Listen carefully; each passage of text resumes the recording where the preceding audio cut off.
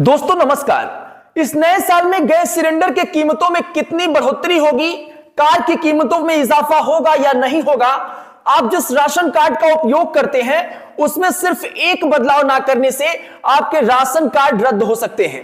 अमेरिकी वीजा पर क्या बदलाव किए जाएंगे और पूरे जनवरी में बैंक कितने दिन बंद रहेगा, ऐसी तमाम चीजें हैं जो 2025 में बदलने जा रही हैं और जिसका सीधा सीधा असर आपकी जेब पर पड़ेगा और आपके फाइनेंशियल प्लानिंग पर भी पड़ सकता है। नए साल के साथ ही पर्सनल फाइनेंस और बैंकिंग से जुड़े कुछ बड़े बदलाव लागू होने वाले हैं।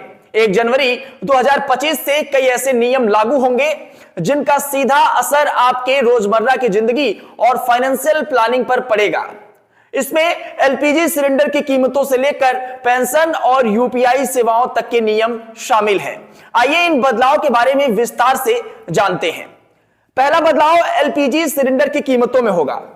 हर महीने की शुरुआत में लगातार सरकार एलपीजी सिलेंडर की कीमतों में बदलाव करती रहती है और इस बार भी 1 जनवरी 2025 को कीमतों में बदलाव की संभावना है। 14 किलो वाले घरेलू गैस सिलेंडर की कीमतों में लंबे समय से स्थिरता बनी हुई है, लेकिन कमर्शियल सिलेंडर की कीमतों में उतार चढ़ाव जारी है। संभव है कि जनवरी के बाद उतार चढ़ाव घरेलू गैस सिलेंडर में भी देखा जाए। दूसरा बदलाव कार की कीमतों में बढ़ोतरी। अगर आप कार खरीदने की सोच रहे हैं और 1 जनवरी से आपको यह है कि आप कार खरीदने जा रहे हैं तो 1 जनवरी से आपको ज्यादा खर्चा करना पड़ सकता है। प्रमुख ऑटो कंपनियां जैसे मारुति सुजुकी, हुंडई, महिंद्रा और बीएमडब्ल्यू गाड़ियों की कीमतों में 3% तक बढ़ोतरी हो सकती है। तीसरा बदलाव राशन कार्ड के लिए ई केवाईसी जरूरी है। सरकार ने राशन कार्ड धारकों के लिए ई केवाईसी को अनिवार्य कर दिया है। 31 दिसंबर 2024 तक ई केवाईसी प्रक्रिया पूरी ना करने वाले राशन कार्ड धारकों को 1 जनवरी 2025 से उनके राशन कार्ड रद्द कर दिए जाएंगे। चौथा बदलाव अमेरिकी वीजा नियमों में है। भारत में अमेरिकी दूतावास 1 जनवरी 2025 से नॉन एग्रीमेंट वीजा के लिए एक बार अपॉइंटमेंट रीशेड्यूल करने की सुविधा देगा और इसके बाद रीशेड्यूल करने पर शुल्क लगेगा। पांचवा बदलाव, जनवरी में 15 दिन तक बैंक बंद रह सकते हैं। जनवरी में कुल 15 दिन तक बैंक बंद रहने की संभावना है और इसमें रविवार, दूसरा और चौथा शनिवार के अलावा त्योहारों पर होने वाली छुट्टियां भी शामिल हैं। हालांकि आरबीआई की आधिकारिक छुट्टियों की सूची अभी तक जारी नहीं हुई है।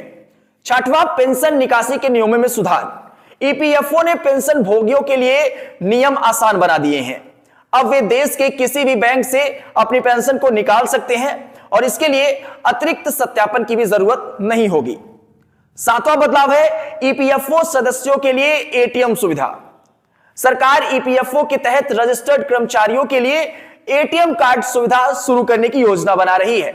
इससे कर्मचारी अपने पीएफ अकाउंट से आसानी से पैसों की निकासी कर सकते हैं।